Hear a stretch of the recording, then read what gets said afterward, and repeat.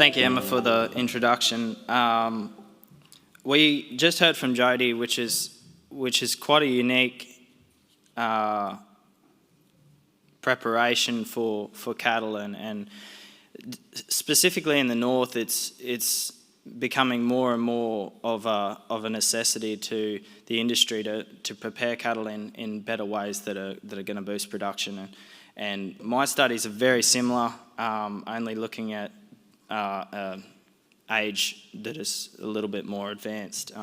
So what happens if animals are in the northern environment and they don't get exposure to feedlot environments such as yards and structures and plant and equipment, things like that, particularly diets and nutrition that they'll need to perform to their potential in the feedlot. So we background. So what is backgrounding? The ultimate goal of backgrounding is to reduce the stress, create social dynamics, establish a social hierarchy, and introduce the gradual implementation of intensive feeding environments. That brings me to my topic, the best practices for pre-entry cattle management preparation. So let me ask you this question. Would we all like to achieve greater growth and quality, leading to higher returns on investment, a strengthened bottom line, and a clearer understanding of the top line? Sounds great, but how do we do that? So I travelled around the globe to find out what northern cattle producers can do to optimise their cattle performance in the feedlot. Now, the concept of background is quite simple. Show the animals how to eat and drink in a new environment and socialise. But not all animals adapt to that easily.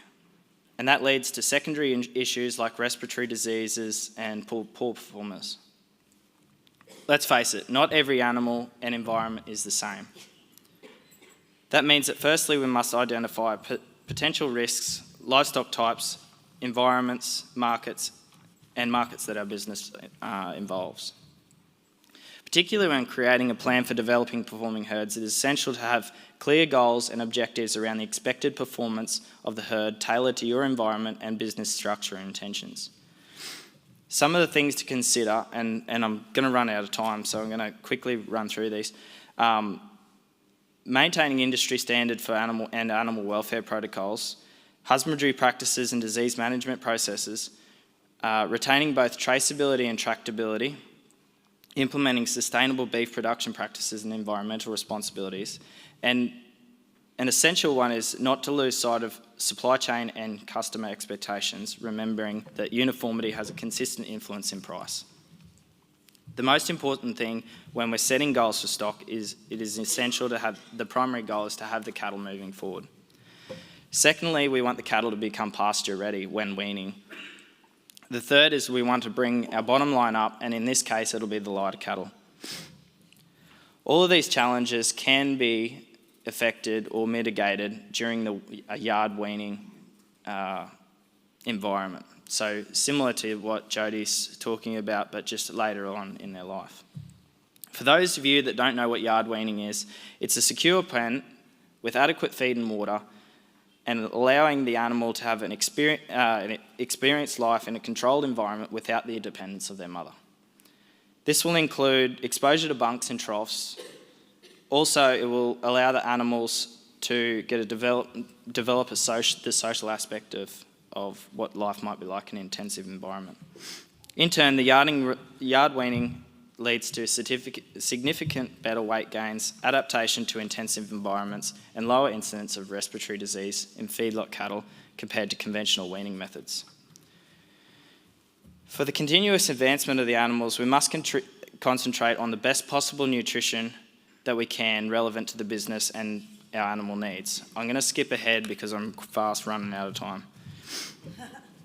I want to just touch on one thing that I found, and I think that it could be a really important thing coming into the future and sustainability and things like that.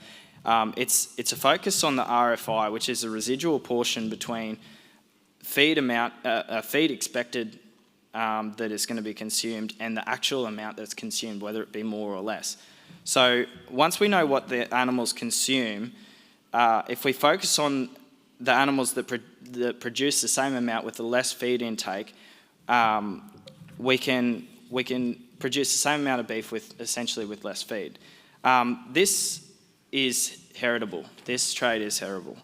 So the heritability of feed efficiency is approximately 35 to 40%, indicating that selecting breeding stock with higher feed efficiency will enhance the overall efficiency of the population over time. And I've run out of time. Don't worry.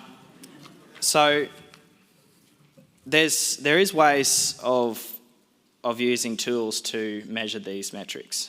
I'll rattle off a couple. EBVs are becoming an increasing important tool in breeding livestock, and selecting size and pairing females and size to have an effect on the lead and tail of the herd, and genomics can be used to tighten the gap in herd variance.